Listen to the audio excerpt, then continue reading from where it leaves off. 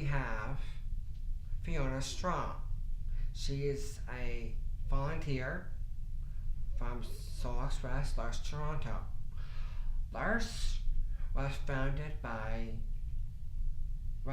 in France by John Vanier. He invited 3 men who lived in an institution to create home together.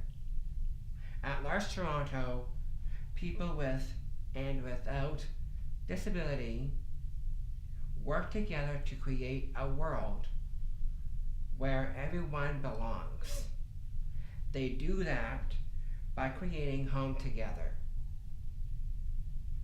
and by offering a creative arts program where artists who have a disability can learn and grow.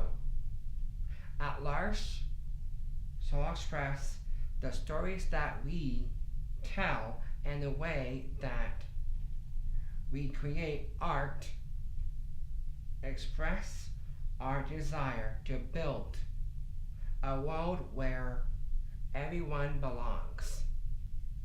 I'm also a co-founder of Lars Toronto Soul Express. And it is our 10th anniversary this year, and now it's 10 years later, we're off to the Fringe. And to get tickets, go on to the Fringe website to get tickets. I'm not too sure if Wildfire is still selling tickets, but look out for Wildfire as well.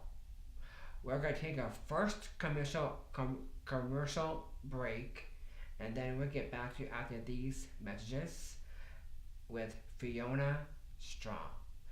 Thanks, I'm your host, Nicholas Hurd of Keeping It Real with Nick.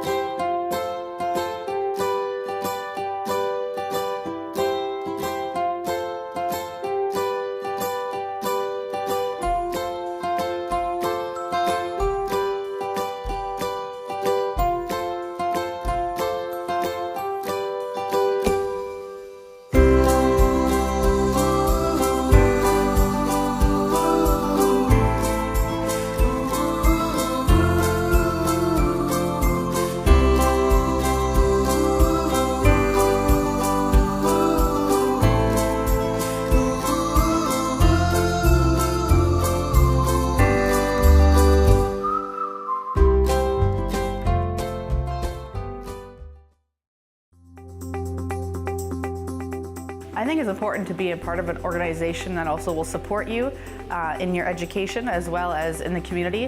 OPSWA advocate helping PSW. They also help voice out the voice of the PSW to be heard all over Canada. Now they're talking about different things that can help us PSWs, like autism and Asperger's. This is new education that we need, that we don't get in school as a PSW. The conference is helping me today by teaching me about all the other programs offered to PSWs and through OPSWA that I had no idea about before, and all the other programs that I could specialize in or that could help me in my field after this. My name is Miranda Ferrier, and I'm the president of the Ontario Personal Support Worker Association, and we want to invite you to come out to our conference. At our conference, we celebrate personal support workers, and we understand how important you are to the healthcare field. So come out and join us. You're going to have a great time. Hello, welcome back. Well, hello, Fiona. Hello, Nick. Well, it's nice to have you on Keeping It Real with Nick. It's lovely to be here. Thank you for inviting me. Well, you're welcome. I'm so pleased. And I see you brought your flute with you. Yes, I brought my flute. And we're going to see you play that later. I think I'll do a little improvisation. Yeah, of course. And now we're going to start off with a few questions for you. Sure. So, first question. You're a professional musician. Semi-professional. Oh, pardon? Semi-professional. Semi-professional. Yeah. Musician. Can you tell me and our viewers a bit about your beginnings and your career? Well, my beginnings, my parents were both musical. My mother had a beautiful singing voice, Ah, and my father played the piano. He played by ear, he taught himself, and before that, he had played the violin. So I was given piano lessons when I was 8 years old. I studied piano for 10 years, and during that time, I sang in choirs, and I improved my sight singing and my singing generally. And then when I was about 20, I played the flute for a year. I just taught myself. I had played the oboe in high school, but I decided I preferred the sound of the flute. So I taught myself flute for a year, and then I actually left music for quite a while. I went to university and studied languages, French and Spanish and other things. And then when I was in my early 30s, I decided to go to the conservatory full time. And I studied voice for 4 years, and I got my diploma as a singing teacher and as a singing performer. And then I taught singing for a while. And then actually I just came back to the flute about 8 years ago. Ah. Yes. I decided to take lessons because my priest at church asked me if I would play the flute in church. He knew that I had done a little bit of flute, but that inspired me to really go and take lessons. So I've been taking lessons for 8 years now, and I'm really enjoying it. Well, that's good. Yeah. I'm really happy for you. What made you get involved in music? I've always loved music. Music was always in our house. My mother had a very fine collection of classical recordings when I was little, and she would play them all the time, and I would go dancing around the living room to the rhythm of the music. That's what I would try and conduct. That's what I used to do too. Yeah. When I was little. Yeah. Yeah, I think a lot of us do that when we're little. Yeah. Yeah. And also, did you learn on your own, or did you take formal lessons? The funny thing is, I tend to learn on my own at first. Ah. So as I told you, when I was starting to play the flute, I just taught myself. Mm-hmm. And I played for a year. And then after that, I decided that, well, much later in life, that I would like to take lessons. But I tend to do things on my own first. I experimented a lot with the piano before I actually took lessons, just from hearing my father play. And as far as singing goes, I sang in choirs for years. Wow. Before for actually 25 years before I actually decided to take singing lessons. Like, what kind of songs did you sing? Songs that choirs sing, folk songs. Kind of like church choirs. Some. Like some of them at church. Yes, I was in the Metropolitan United Festival Choir, and we sang the St. Matthew Passion by Bach every year. So I was in that choir. That was a real highlight for me. I really enjoyed that a lot. Well, that's really fun. Yeah, isn't it? It was. Well, that was. That was the Probably most quite a- memorable singing experience of my life. Yeah. So you had a good life growing up. Yes. Well, that's good. That is really, really good. I understand that you also play the piano. I do. Do you catch on fast, or did you take your time? I had a lot of talent, but I didn't practice when I was young. So I didn't go as far as I should have done. I was very gifted, but I wasted a lot of my gift. Oh. But I came back to it when I was 30. I actually got a job as a church organist and choir director in a small church in the West End for 2 years, and then at a church near Mount Pleasant and Eglinton where I was living for 4 years. So I actually played the organ without the pedals, but I was a very good choir director from having been in choirs for so many years. I knew exactly what to do with the choir and how to get a good sound out of them. So that was an enriching experience. Oh, I guess it was quite Yeah. an experience for you. Yeah. And which instrument did you play first? First was piano, but the instrument that I'm most proficient in is my voice now. because I studied for 4 years at the conservatory, and I actually continue to take singing lessons to this day. I take a lesson once a week. Well, that's good. Just to keep things in shape. Well, that is good. I want to maintain what I've got. Do you also, when you used to sing, did you also do some breath work? Oh too? yes, lots of breathing exercises and exercises for posture, Alexander technique, things like that. Well, that is really good as a professional performer. Yeah, the sort of breathing and movement Yes. exercises that we do at L'Arche. Yeah, because Yeah. we do a lot of that there, Yeah, which is true because we do that. yeah. I understand that you studied in Montreal, in France. I did. Can you give me some insight on what was like? Well, I studied at the University of Montreal. I did a degree in Québécois literature. And then I studied in France at the University of Strasbourg, and I wrote a thesis on cinema.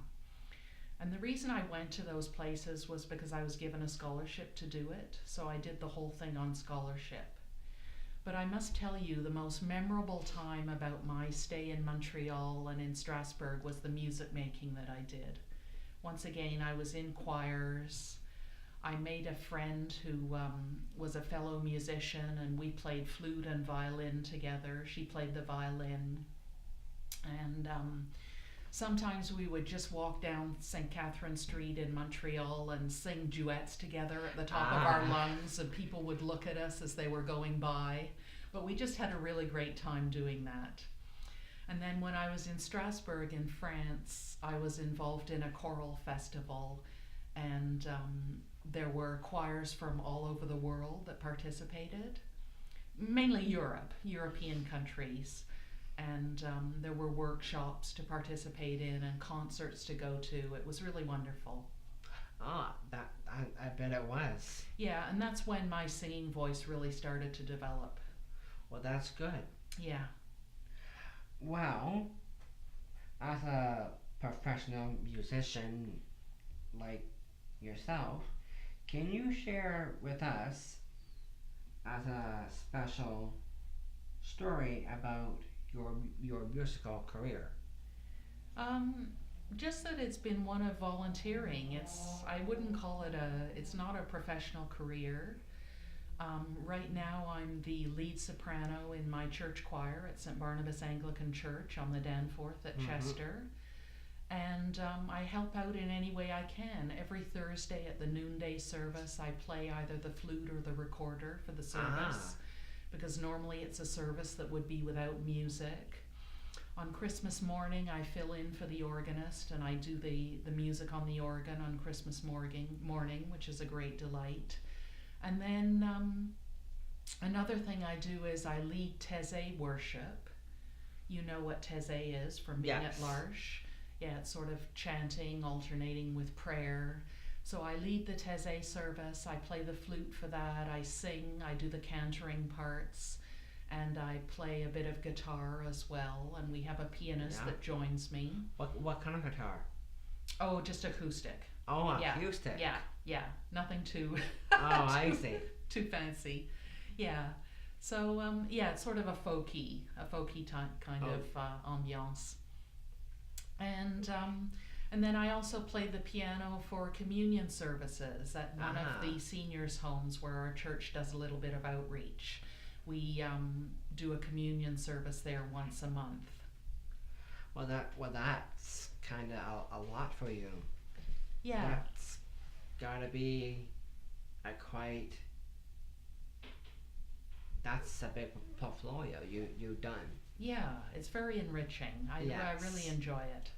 Well, that's good. And since you discovered your love for music, did your taste in music change? I would just say that it's broadened. So when I was very young, I heard the classical symphonies that my mother was playing on her record player, and that was my musical world. My parents didn't listen to the radio a lot. My father loved Hank Williams and things like country western, things like that. So I enjoyed that as well. And then it broadened when I went to school. We had hymns in the morning. I loved the hymn singing because I went to a religious school and we had prayers every morning. So I enjoyed that. And then it broadened further when I didn't really study guitar. I actually taught myself the guitar as well.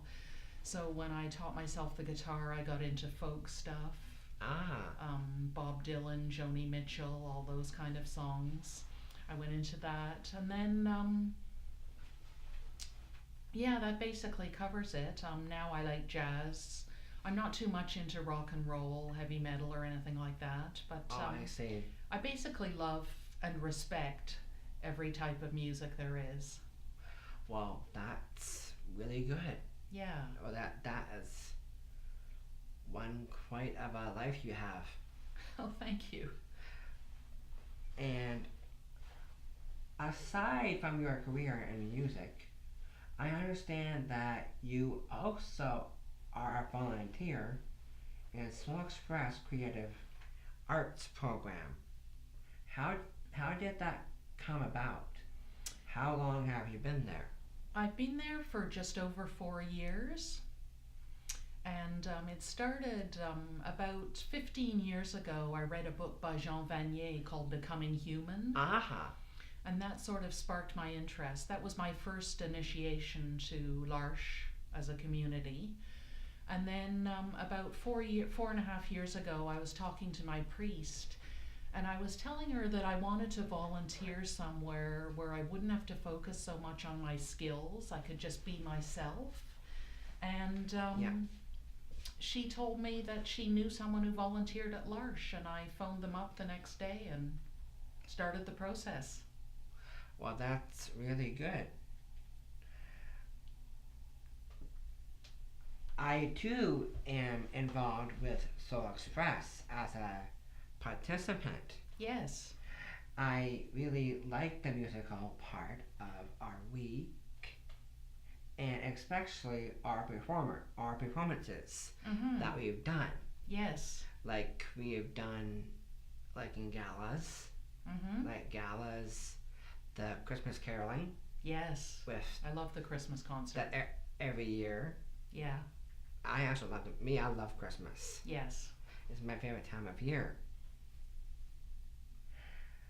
What is your most favorite part of being a volunteer at Soul Express Creative Arts Program?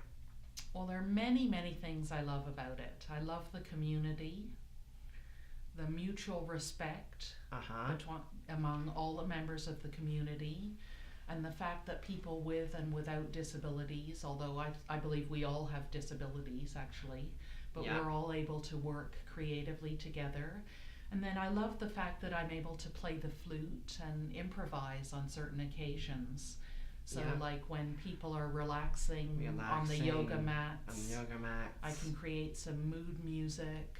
Or when you guys are sitting doing your artwork, I can play some music for that. I really enjoy that a lot. Me too. I actually enjoy that a lot too. Yeah. When you do that, it's really, really relaxing. And you have talent too, by the way. You have talent with your flute. Could I improvise something for you now?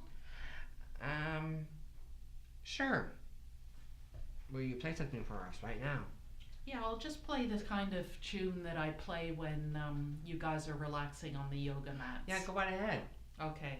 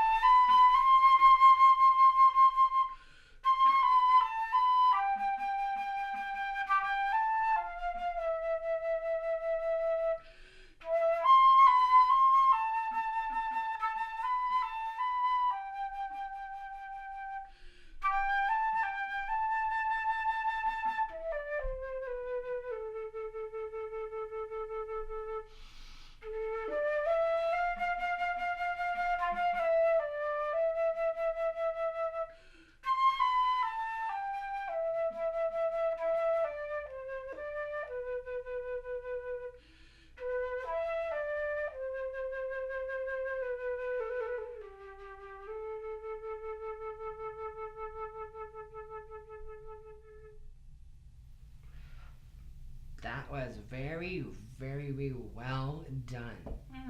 Very well done. It's sort of a microcosm of what we do in the performances. Yep. So we've done a lot of performances where people, say 4 actors, you being one of them, Yep. were down on the ground, sort of in the fetal position. Yep. And then we were talking about growing. So you would gradually grow and start to open up and go higher and higher with your movements. And then you would start to interact with each other. And then there might be some sort of a crisis, so the music would Yes. be very Oh, yeah. high and loud. And Just then, like that performance that we did at the gala. yeah, and then everything would die down and things would go back to a calmer state and you guys would be down on the ground Yeah. again. So that was just a short little sample, but it was very interesting the way we had 4 different instruments all playing together. So you had me on the flute, and Matt on the violin, or Matt on the drums, Yeah. and Dave on the guitar, Yeah. and Madeline on the violin. Yes. And then each one of the 4 performers was associated with a different instrument. Yes. So what was your instrument, Nick? Mine was the violin. Yeah. So when the violin played certain things, you would move in a certain way, or when you moved in a certain way, the violin would follow you. There was really a good connection and interaction between each instrument and the person performing. Yeah, that is very inspiring. Yeah, that True. was a wonderful performance. What pointers would you give someone who wants to get involved as a volunteer with Soul Express Arts Program? Well, I would say that What would you say is from your perspective? that when you're volunteering, you're not there to do things for people, but to do things with them always. Yeah. Always that spirit of collaboration. So when you're helping out with artwork, you're not there to do things for people, but to ask them, how would you like to do this? Yeah. And really respect each person's own creative input and what they have to offer. Well, that's good. I think that's the basic That is the thing, basic. the bottom line. Well, with that said, I'd like to say thank you for coming on the show today with the Disability Channel. And also you can check us out on Facebook. And I'd like to say thank you to the American Standard for being part of the Disability Channel, and to check out what we have done recently here at the Disability Channel. And we wish Fiona Straw all the best in the near future. Thank you so much, Thank you for Nick. coming on. Thank you so much. It's been a real pleasure. You're Thank welcome. you. Equitech Employment Equity Solutions is Canada's #1 subscription-based outreach provider. Equitech's outreach network takes your employment posting and job information and distributes it directly to over 800 outreach partners nationally. Driving the qualified candidates you're looking for right to your door. So why not connect to the largest diversity broadcast portal and be a part of Equitech's diverse and comprehensive outreach strategy today. Check us out at www.equitech.ca. Socially Served is sponsored by Equitech Employment Equity Solutions.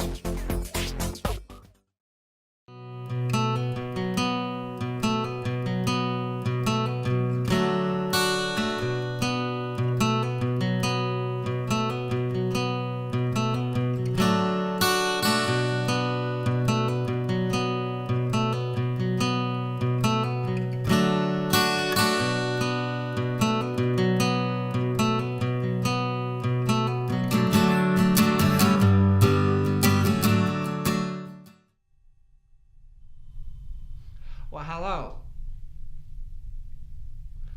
We're back with Fiona. Again, as a special treat for you guys to play her special flute to you guys today. So here we go.